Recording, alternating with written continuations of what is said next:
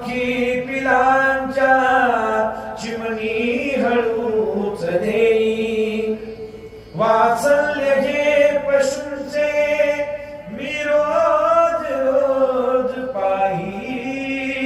पाहून अंतरात्मा व्याकुळ मात्र होई